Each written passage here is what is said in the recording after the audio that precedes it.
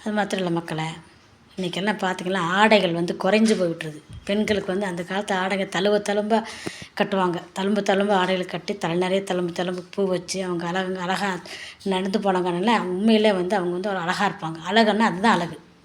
இப்போ பூ கூட அவ்வளோ வைக்கிறதில்ல மக்களை ஜனங்க. தழும்பு புடவை கட்டுறதில்ல. இப்போ எல்லாம் கட்டுறது எல்லாமே அரைகுறையாக ஆடைகள் எல்லாம் குறைஞ்சி விட்டுருச்சு. ஊழிக்காரங்க பிள்ளைங்களே இன்றைக்கி வந்து டைட்டாக ஜீன்ஸ் பேண்ட் போட்டுக்கிட்டு டைட்டாக துணிகள் போட்டுக்கிட்டு ஆண்களுடைய ஆடைகளை பெண்கள் அணியாது இருக்க கடவாயின்னு இருக்குது இல்லைங்களா? ஆனால் சத்தியம்தான் அவங்க சொல்லிகிட்டு இருக்கிறாங்க. இவர்களுக்கு தான் நான் கதவை தட்டும்போது நான் இங்கே திறக்கலையாண்டவரே, என்னை இவ்வளோ செஞ்சனே அப்படின்னு கேட்கும்போது, என்னை விட்டு அக்கிரமம் செய்க்காரில் என்னை விட்டு அகண்டு போங்கன்னு சொல்லுவார் தேவன். எங்கே போய் நிற்பீங்க அந்த நேரத்தில்? பரிதவிப்பீங்க பொய்யுங்களும்.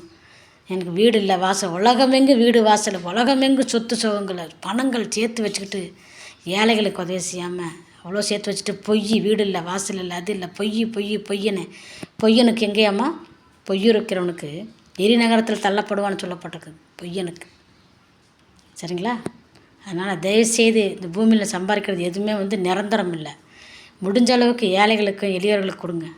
உங்களை நீங்கள் அழகாகப்படுத்திக்கிறீங்க. உங்களை லிப்ஸ்டிக் போட்டுட்டு தலைக்கு புருவங்களுக்கு நடுவில், நெற்றிகளுக்கு நடுவில் நீங்கள் சவரம் செய்யாது இருக்க கடவாயின்னு சொல்லப்பட்டிருக்குது. ஆனால் புருவங்களை எடுத்துக்கிட்டு நீங்கள் மேக்கப் பண்ணிக்கிட்டு மூஞ்சிகளெல்லாம் போட்டு அது இதுன்னு போட்டு எல்லாம் மேக்கப் பண்ணிவிட்டு வீடியோ கால் நம்ம பளிச்சுன்னு தெரியணும்னு எல்லாம் பண்ணுறீங்க. யாருக்காக பண்ணுறீங்க மக்களை? உலக ஜனங்களுக்காகவா? உன் தேவனாகிய கர்த்தர் உன்னுடைய ஆழ்ந்த இதயத்திலிருந்து அவர் ஒன்று காண்பார். உன் தேவனை ஒருத்தரே வந்து இன்னும் அழகை காண்பார். சரிங்களா? மற்ற உலகத்தான் காணக்கூடாது. உலகத்தானுக்கு வந்து ஒன்று முக அலங்காரம் மட்டும்தான் முகத்தான் காம்பான், உலகத்தான் காம்பான். ஆனால் ஒன்று உள்ள அலங்காரம் தேவனுக்கு மாத்திரம்தான் தெரியணும். ஒன்று உள்ளத்தை மட்டும் அலங்காரமாக வைத்துக்கொள்ளுங்க. ஒன்று இதயத்தை மட்டும் அலங்காரப்படுத்தி வைக்க மக்களை. அதே ஆண்டவருக்கு வந்து உகந்த வாசனையும் உகந்த பலிகளுமா இருக்கும். அதை தவிர்த்துட்டு நீங்கள் வந்து புற அலங்காரத்தை பண்ணி தழும்பு இது பண்ணிக்கிட்டு அடாடாடா இன்றைக்கி பார்த்தீங்கன்னா லிப்ஸ்டிக்கை வந்து பளிச்சுன்னு தெரியணுமா நம்ம வீடியோவில். இன்றைக்கி அநேக ஊழியக்கார மனைவிகளே அந்த மாதிரி தான் இருக்கிறாங்க. ஊழியக்காரங்க பிள்ளைங்க அந்த மாதிரி இருக்கிறாங்க. தயவுசெய்து நீங்கள்லாம் வந்து உங்களை திருத்திக்காங்க. கடவுள் வருகை சமீபமாயிடுச்சு. சமீபத்தில் வந்துட்டுருக்குறாங்க பார்த்தீங்களா? தேவனை தேடி ஒருத்தராக வந்துட்டுருக்குறாங்க அறியாத ஜனங்க. அவர் ஆண்டவர் ஏற்றுக்கொள்வார். உங்களை ஏற்றுக்கொள்வாரான்றது நீங்கள் ஒரு நிமிஷம் உட்காந்து யோசனை பண்ணுங்கள். சரிங்களா? யாருக்காக இந்த உலகம் மேக்கப்பெல்லாம்? யாருக்காக? ஒன்றும் இல்லை.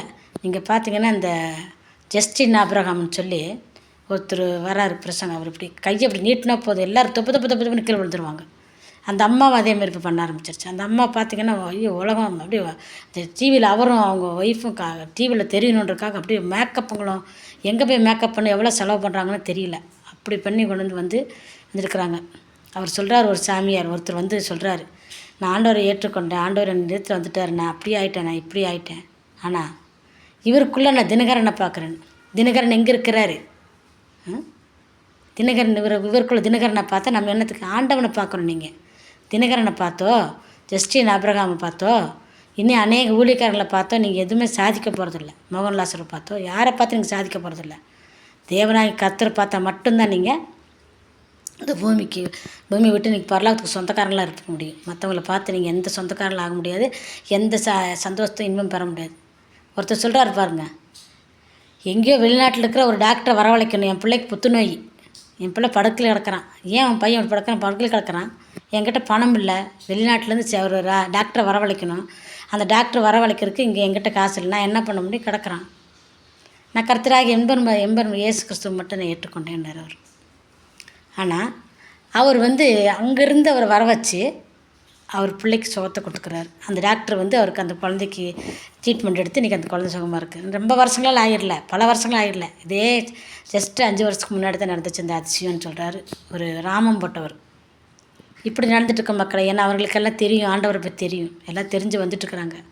ஆதியில் நான் கிறிஸ்தவன், நான் பரம்பரையாக கிறிஸ்தவன், நான் பரம்பரையாகவே நான் ஏற்றுக்கொண்டிருக்கிறேன், நான் பரம்பரையாக எல்லாமே நான் சாதிச்சிருக்கிறேன், நான் அபிஷேகம் பட்டுட்டேன், அந்நிய பாசைப்பட்டுட்டேன், நான் அது பட்டுட்டேன், நான் ஆண்டவர் போய் பார்த்துட்டு வந்துட்டேன்னு சொல்கிறீங்க பாருங்கள். நீங்கள் தான் ஆபத்தானவர்கள். இவர்கள் நம்பி நீங்கள் போகாதிருக்க கடவாயாக மக்களை.